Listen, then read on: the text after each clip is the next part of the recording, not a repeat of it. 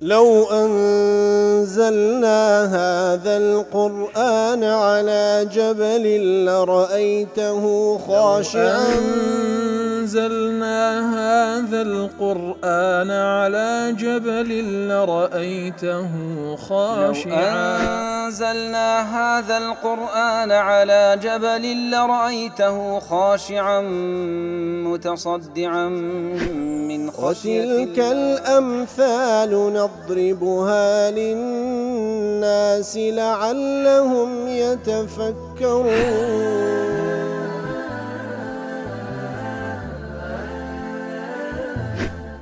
الحمد لله والصلاة والسلام على رسول الله وعلى آله وصحبه ومن والاه. السلام عليكم ورحمة الله. برزان خوش حالم لواني حفصة وحفتها وهش لواني كاين تفسير القرآن في روزبيم وخزمتان ومن بست رزامن رب العالمين وهي وادان مئوي آزي السودي لور بقرن. أعوذ بالله من الشيطان الرجيم. بسم الله الرحمن الرحيم. وما كان جواب قومه إلا أن قالوا أخرجوهم من قريتكم إنهم أناس يتطهرون. بەڵێ خۆشەویستان هەر لە درێژەی و ئاتانێکە رب العالمین باس لە قسەی سەیدنا لوط عليه الصلاة والسلام لەگەڵ قەومەکەی دەکا کاتێکەوە بانجیان دەکات لۆ لای خوا سبحانه وتعالى لۆ عیبادەتکردنی خوای گەورە بە تاک و تەنیا و هەروها ئامۆژگاریان دەکات کەوا واز لەو کردەوە قێزە و نەبینن کە ئەو قەومە خەریکی بوون. ئیتر لە وەڵامدا ئەوان هیچ وەڵامێکیان پێ نەبوو وما كان جواب قومه هیچ وەڵامێکیان پێ نەبوو تەنها ئەوە نەبی قالوا أخرجوهم من قريتكم. تیان لوط عليه الصلاة والسلام لەگەڵ ئەوانەی کە ئیمانیان پێ هێنایە دەریان بکەن لە شار و وڵات و دێهاتەکەی خۆتان لەبەرچی إنهم أناس يتطهرون لەبەرەوەی ئەوانە بێگومان کەسانێکن خۆیان پاک ڕادەگرن لە فاحیشە و لەو کارە قێزەونەی ئەوان ئەنجامی دەدەن. ئیتر وەکو لە وانەی ڕابردوو باسمان لە قەولی ئیبن القەیم کرد ڕەحمەتی خوای لێ بێ ئیغاثەة اللەهفان کاتێکەوە باز لە بابەتی نێربازی دەکا دەڵێ لە قورئانی پیرۆز ئەگە مولاحەزە بکەین کە خوای گەورە باس چەند شتێک کردیە بە پیس ناوی بردینە لەو گوناه و تاوانە گەورانەی کەوا دەکرێت چەند شتێک لەوانە خوای گەورە بە خەباثەت و بە نەجاسەت و بە پیس ناوی بردینە لەوانە شرک وەک خوای گەورە فەرمێ ئینەمە المشریکون نەجەسون. نەجەس دیارە وەکو زانایان دەفەرموون عەقیدەکەیان پوچەڵ و پیسە. ئیتر و هەروەها کە باز لە زینا دەکا عینی بە هەمان شێوە لە سوورەتی ئەننور خوای گەورە دەفەرمێ الخەبیثات للخەبیثین والخەبیثون للخەبیثات. ئەوانەی کەوا زینا دەکەن لە پیا و ئافرەتان خوای گەورە بە خەبیث ناوی بردینە واتەوانەی پیسن. و هەروەها لە باس لە ئەو کردەوەی کەوە ئەو کردەوە قێزەونەی کەوە قەومی لوط ئەنجامیان دەدا لە نێربازی عینی بە هەمان شێوە بە ئەترافی خۆیان ئەو کارە قێزەونە لەبەرەوەی دەیانگوت لوط عليه الصلاة والسلام لەگەڵ ئەوانەی ئیمانیان پێهێنایە لە وڵاتەکەتان دەریان بکەن لەبەرچی لەبەرەوەی ئەوان خۆیان پاک ڕادەگرن کەواتە بە ئەترافی خۆیان ئەو کارەی ئەوان ئەنجامی دەن شتێکی پیسە. لوط عليه الصلاة والسلام ئیمانداران خۆیان لێ دەپارێزن. ئیتر وەکو باسی لەوەش کرد دیارە مەسەلەی شرک لەگەڵ ئەو فەواحیشانە لەگەڵ زینا و لەگەڵ نێربازی دیارە زۆر لێگنزیکن لە دڵی بەندە واتە زیاتر ئەوانەی مشریکن هۆگری ئەو فەواحیشانە دەبن کەواتە لە قەدەر ئەوەی کەوا ئینسان ئیخلاسی هەبی لە قەزیەی تەوحید خوای گەورە دەیپارێزی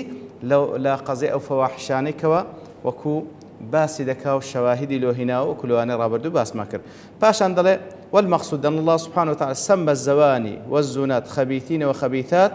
وەکو باسمان کرد کەواتە خوای گەورە باس لەو کەسانە کرد کەوا زینا دەکەن بە خەبیث ناویانی برد. وجنس هذا الفعل قد شرعت فيه الطهارة وإن كان حلالا. حتى دەڵێ ئەو کارە ئەن زینا ئەوە هیچ پیسە و هەروەها با بڵێن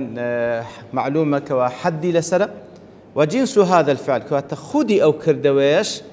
ئەگەر بێت و بە حەلالیش ئەنجام بدرێ واتە لا حەرجە فی بیان دین پیاوێک و ئافرەت کەوا ژن و مێردی یەکتری و حەڵالی یەکترینە کاتێکەوە بە حەڵالی نزیکی یەکتر دەبنەوە خوای گەورە وای دانا شرعت فيه الطهارة پێویستە خۆیان خاوێن بکەنەوە بە غوسل وسمى فاعله جنبا کەواتە ئەو کەسێکەوە بە حەڵالیش ئەو کارە ئەنجام دەداتن شەرعەن پێی دەگوترێت جەنابەتی لەسەرە لەبەرچی پێش گوترا جنوب لبعده عن قراءة القرآن وعن الصلاة وعن المساجد أو كسك بحلالج أو كار أنزام ددا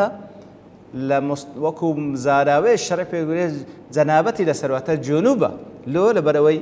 حتا وەکو غوسل لە خۆ دەرنەینی ناتوانی قورئان بخوێنی ناتوانی نوێژ بکە ناتوانی بستە مزگەوت فمنع من ذلك كله حتى يتطهر بالماء ئەوەی کەوا جەنابەتی لەسەرە ئەو شتانی لێ مەنع دەکرێت حتا وەکو جەنابەت لە خۆی دەردێنی و بە ئەو خۆی دەشوە فكذلك إذا كان حراما أو أجر بحلالي بأوزا أو أحكاماني هيكوا أصلا بياو آفرد كاتكوا بحلال أو كاري أنزام دنو بنيتو خويان بباريزن لفاحشة أزول باداشان بلام أو أحكامانا شيء لبوها أدي أجر بحرامي أو كاري أنزام بدري كاتكوا بحرامي بابلين كسيك زنادك يبعد القلب عن الله تعالى وعن الدار الآخرة تواتأويكوا أو كار قيزونا أنزام دا أو زينا ياخد كاري نيربازي لو حالتي يبعد القلب عن الله تعالى أو كارد بتمايوكوا أو دلا دور بكوتو لأخوة سبحانه وتعالى دور بكوتو لا روج دوائي بل يحول بينه وبين الإيمان بل كذا بيت حائلك حتى في صوت الحديث هذا فرمي لا يزني زاني حين يزني وهو مؤمن ثاني زناك كاتك زنادك كنجن وإيمانا كنجن إيمان دارا كوات دوری دەخاتەوە ئەو دڵی لە خوا گەورە دوری دەخاتەوە لە ڕۆژی قیامەت بەڵکو دەبیتە حائلێک لە بینی ئەو لە بین و ئیمان دەبیتە پەردەیەک حتى يحدث طهرا كاملا بالتوبة حتى وكو بتواتي خوي خاوين دكاتو بالتوبة وطهرا لبدني بالماء حتى وكو أو دڵی خاوين دكاتو بالتوبة وبدنكشي دەبی جەنابەتی لەسەر دەربینی وكاتێکەوە قومي لوط دلين أخرجوهم من قريتكم إنهم أناس يتطهرون من جنس قوله سبحانه في أصحاب الأخدود كاتكوا قومي لوط دلين لوط عليه الصلاة والسلام لقال إيمان داران دربكا للشارك هذا مروان كسانيكا خوان باغرا دقرين دلين وكو أوي كوالا أصحاب دربار أصحاب الأخدود خوا يقول دفنمي وما نقموا منهم أواني كوا إيمان داران ياند سوتان وكل سورة البروج باسكرا لبرهيت نبو تاوانيان تسبو إلا أن يؤمنوا بالله العزيز الحميد هيس تاوانيان نبو تنها أوان بكوا إيمانيان برب العالمين هبو كوا العزيز الحميد أو خواه بتاكو تنيا أويان دبرست أو تاوانيان بو وهروها وكل سورة المائدة آية من زمان دفن قل يا أهل الكتاب هل تنقمون منا إلا أن آمنا بالله وما أنزل إلينا وما أنزل من قبل بيان بلين أي أهل الكتاب ئێمە هیچ تاوانێکمان هەیە کەوا ئەنگۆ غەزەبی خۆتان لێمان بگرن و جامی غەزەبتان بەسەرماندا بڕێژن تەنها ئەوەنە بێ ئێمە ئیمانمان بەخوا هێنا بە تاکوتەنیا و بەو قورئانە لە بۆ ئێمە دابەزیە و بەو کتابە لە بۆنگۆ دابەزیە وهكذا المشرك إنما ينقم على الموحد تجريده للتوحيد وأنه لا يشوبه بالإشراك بەڵێ دەڵێ ئەو جەوا شتێکی ئاساییە کەسی مشرک توردبي وغضبي هالدستي لكسيش كوا هالجري عقيدة توحيدة لبروي أو عقيدة توحيدة كلب الشرك نكرديا وهكذا المبتدع إنما ينقم على السني تجريده متابعة الرسول صلى الله عليه وسلم فهمان شيء بدعتي توردبي لكسي كوا على سنة بيغمبر صلى الله عليه وسلم كوا متابعي بيغمبر دك صلى الله عليه وسلم لهم عبادات كاني كاتكوا أو تمسك دزقتني بسنة كلاوي بدعنا كردية وأنه لم يشبه بآراء الرجال ولا بشيء مما خالفها بس لبرهند اللي تردوي دلي إلا سنة بيغمبر صلى الله عليه وسلم تكلناك بآراء الرجال كمخالف سنة بيغمبر صلى الله عليه وسلم بهر شيء ويكبتن إتر فصبر الموحد المتبع للرسول على ما ينقمه عليه أهل الشرك والبدعة فأتلو حالتين صبر قرتني كسك على سر عقيدة توحيدة متبعي بيغمبره صلى الله عليه وسلم لبرانبر أوي كوا أهل الشرك وأهل بدعة ما ينقمون عليه لي تورد ابن زايم غضب خويا مسداد الرجل لمقابل دا أو موحدة أو سنية كاتكوا صبر دقري لسر إيش وآزاري أوان خير له وأنفع زور تساكتر لبوي زور سود بخشتر وأسهل عليه من صبره على ما ينقمه الله ورسوله من موافقة أهل الشرك والبدع لبوي أو باشتروا أو السودي زيادة الصبر لسر إيش وآزاري كسان شي مشركي مبتدع بقري نوق بيت سوانوا بتسي مشركك ومبتدعك إلى خو رازب كان لمقابل دا خوا سبحانه وتعالى ليتو ربيتا صبر قرتني لسر إيش وآزاري مشركان باشترى لو كوا ببيت سوانا ومشركة كان لخوي رازب كان لو حالتي معرض بلو غضبي خواي قورة أو كاتا بالتأكيد برقي غضبي خواي قورة ناقري سواكو بيت الشعر نايتو إذا لم يكن بد من الصبر فاصطبر على الحق ذاك الصبر تحمد عقباه أجر لا بد منه دو مصيبة لبيشة آية صبر لسر حق وتكاليف حق دقري لسر ايش او ايش آزارانك ولا لاني كساني شي مبطل كساني شي مشرك كساني شي بدعتي باب آزار دان لبروئتهم متمسكي بحق صبر لسر اوي بقري يا صبر لسر اوي بقري كساني شي مشرك كساني شي مبطل لخذ رازب كي لمقابل ده توشي سزاي خوابي سبحانه وتعالى كواتا لو حالتي طالع قال لابد منه صبر بقري لسحاتك صبر لسر حق بقرا باشترا لبر أو صبري صبر قلت لسر حق تحمد عقباه عاقبتك زور ساكا وركاتك والصبر لسر تكاليف إيمان وتوحيد تمسكت بسنة دقري لبرانبر أهل باطل لمقابل ده أصلا خواي قورة سر الدخال دنيا ولا قيامتي أو أزر فاداشك وري دقريوا إنما يوفى الصابرون أجرهم بغير حساب أهل فاداشتي مجاهدة وفاداشتي صبروا إلى آخر لو فادا بلام والعياذ بالله ببيت سوانو بتسي أهل الشرك لخذ رازي بكي لمقابل ده خوا لخذ برنزين سبحانه وتعالى بالتأكيد خسارة من دنيا وقيامة دبي والله إنجا لا معارج تفكر جدد باري أو آتا وما كان جواب قومه تفنوا وكا في أول هذه الآية عاطفة على محذوف يمكن بالتأمل إدراكه وما كان جواب قومه وكا لسرتا وآتا دلي عطف لسر جملة كوحذف كرايا كاتكوابيري ليبكي وآسانا درشي بيبكي كواتسية أي فاستهان كبراء قومه بنصائح كواتا أو ها تقدير ذكري كواتا قول بياواني قومكي استهانا بنصيحة كاني لوط عليه الصلاة والسلام استهانا بك بكم يانزاني